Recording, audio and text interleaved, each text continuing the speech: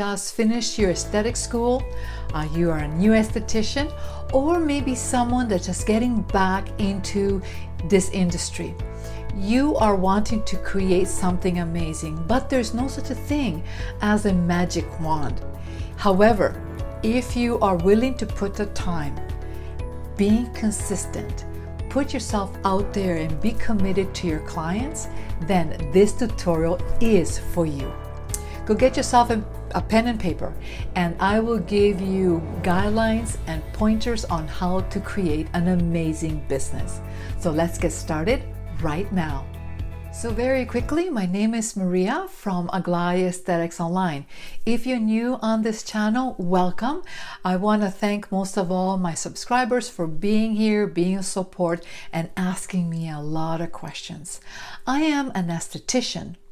I've been in the industry for a long time. I'm an instructor, I'm an examiner, and I'm also a Sedesco graduate. So I've been around this industry for a long time. So I have the tools and the knowledge to give you. My channel is all about skincare, anti-aging, machinery, electrotherapy, health and wellness. So I am a big bundle and a lot of information. So I hope that you decide to stick around, subscribe, get that bell going so you are here with me when I'm doing these tutorials. So I mentioned the word commitment. What I want to say is that you need to perform the best treatment possible for your client. Even right now with to do with COVID, and I will talk about a little bit more about that, is that you need to give a service that the client will see value. If she's not getting value, she is not going to stay with you. She will go and search for somebody else.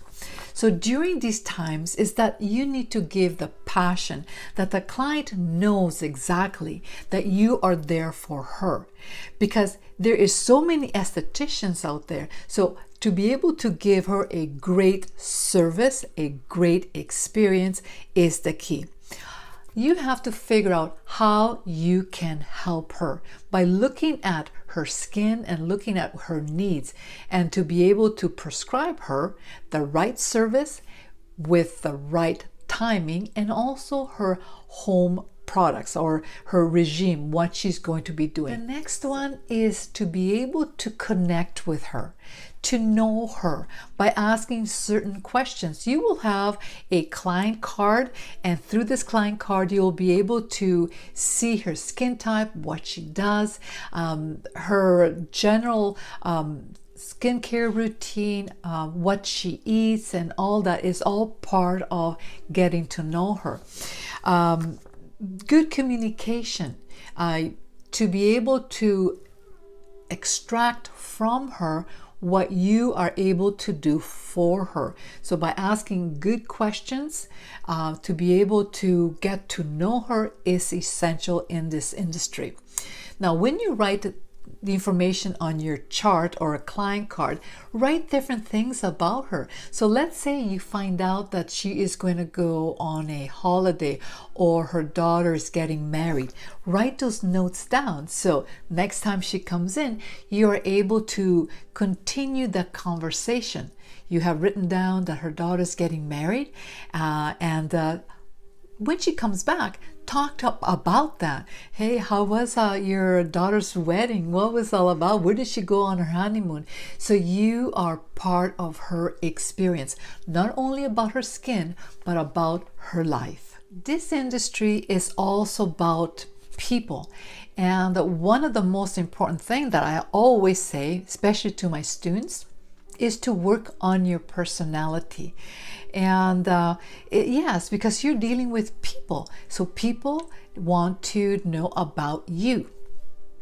So she needs to know who you are. Doesn't mean that you have to open up totally, because there is a level of professionalism. But if she gets to know you, who you are, because you are touching her, you are part of her life right now, you're taking care of her skin, she will be opening up to you. When you're smiling, that you're smiling from the heart, and you're truthful about taking care of her.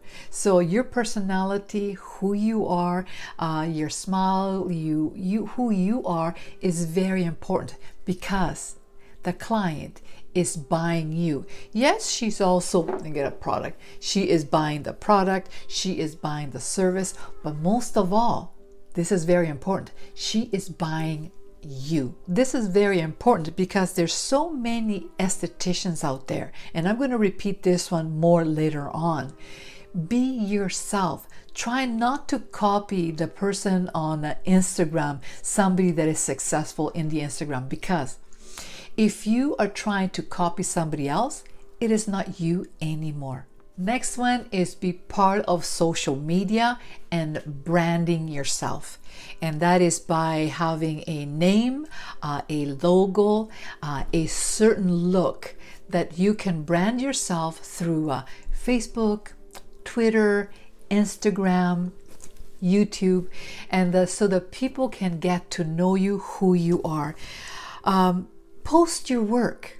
Yes, your pictures, your little videos on who you are, the before and after. Pictures of nails that you're doing, makeup, lashes, eyebrow shaping, everything that you do, put it on social media.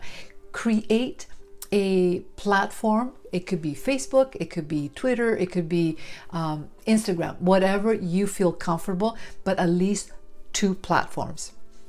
Build your branding. It is so important, and that your clients will follow you and support you. This is a people profession, and because of the situation of COVID right now, we do need to step back a little bit and take precautions and safety. Sanitation and sterilization is so essential and so important that the client need to see it and feel it, that you are following the procedures. So when the client comes and meets you, I have my gloves here, meet you, and she's 6 feet away, you could meet her without the mask on. However, as you get close to her, you do need to wear your precautions, your mask. I do prefer to have something with cotton, and inside here I will have a little filter to protect me additionally. As I work with a client, I also have a visor. But that is as she's coming into my booth to protect not only myself, but also to protect her. Gloves. Now, I do prefer these vinyl gloves because a lot of clients are allergic to latex. So right away, I would wear these ones here. Okay. So being in these situations, in these unprecedented times, we do have to be very careful to protect not only the client, yourself, and your family. The next one is build confidence. And you're saying to me, well, Maria, I just got out of school, or I'm a new esthetician. Yes. And the only way to build confidence is by being in the industry, taking new courses ongoing. I am happy that you have gone through school and you have your license and you're certified. Amazing. But that is just the start. You need to ongoing read books, learn the new techniques and new methodology, even following me by listening step by step on all the different techniques and the different things that are happening. You need to be aware of different acnes, different procedures, different machinery, ongoing. And as you build your clientele, you can say to your client, hey, I've just taken a new course or a new seminar, and you are building from within. Some people say fake it until you make it. Yes, you might have to do that. So you build your confidence slowly, and that takes time. Next one is build your own techniques. Stay in your lane. I know, as I mentioned before, is that there's so many estheticians, and it seems like they all look the same. They all have the same eyebrow, the same puffy lips, and the long lashes, and they're all copying each other. They all look the same. Don't do that to yourself. Be yourself. Be you. See your strength and just follow that. I've noticed, yes, that all the other estheticians, they all look the same, and it seems like that they all think alike and they all saying the same thing. If you copy the other estheticians, you're going to be part of all the other ones. I know that you're going to look at Instagram and you're trying to copy. Don't do that, because then you're going to be a copy of somebody else. Ignore them and be yourself and be a giver and be committed to your clients. The next one, and that happens with everybody. It doesn't matter if you're a new esthetician or a senior esthetician, you are going to make mistakes. And a mistake that is done by a new esthetician versus an older esthetician, they are different, of course. But as you're doing maybe a mistake, rectify it right away. The most important thing is how quickly you're going to respond. Also, if you've done something wrong, how quickly are you able to apologize? So, mistakes are done.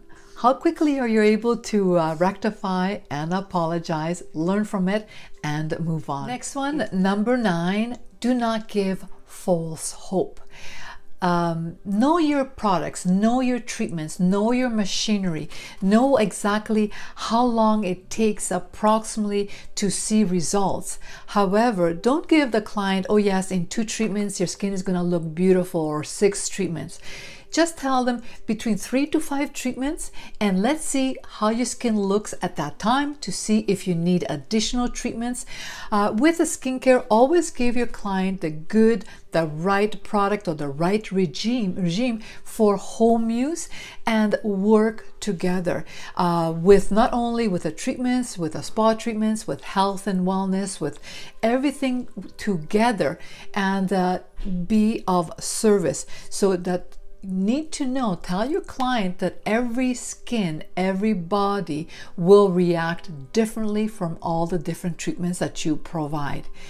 If you do it in that methodology, you will always have the respect from your client.